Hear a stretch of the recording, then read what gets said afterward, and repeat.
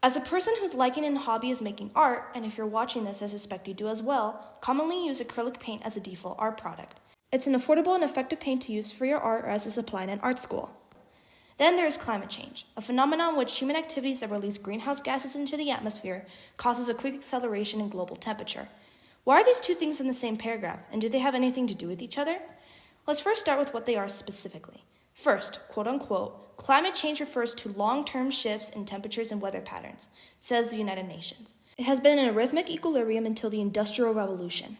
Since the Industrial Revolution, 2.3 trillion tons of CO2 have been released since its start, as well as methane and vapor, trapping more heat in the atmosphere than the Earth can release, the runaway greenhouse effect. Even though these amounts of CO2 have been seen before, the problem is not greenhouse gases increasing more than ever, but faster. We should care about this because this quick acceleration of greenhouse gases raising the global temperature is affecting the climate faster than life on this Earth, and potentially we can adapt to it. The already happening results are spontaneously strong heat waves, intense weather such as an increase in devastatingly strong storms, hurricanes, floods, droughts, in which us and other countries are already being affected by it. Losing homes, losing cities, losing economic money worldwide, losing the ability to rebuild, and losing more and more lives by the year. So how can a bottle of acrylic paint have to do with anything?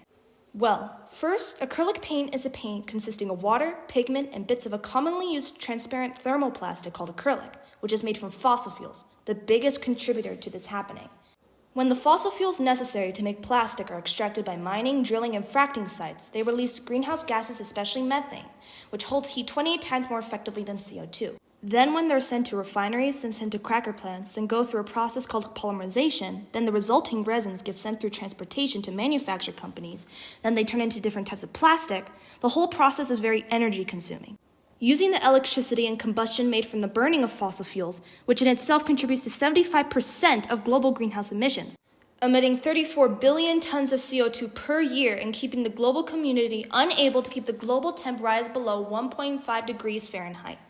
The plastic produced from the process is made into acrylic into acrylic paint, put in a little bottle, into the little bottle that you get to use. But that's not the end of it. After you squirt the paint into a palette and use it for painting, what happens when you don't use all of it?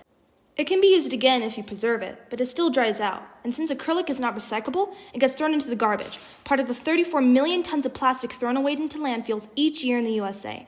Just being exposed and incinerated can emit greenhouse gases. The life cycle of every plastic after production contributes to 3.4% of global greenhouse emissions. So with all this in mind, what can you do?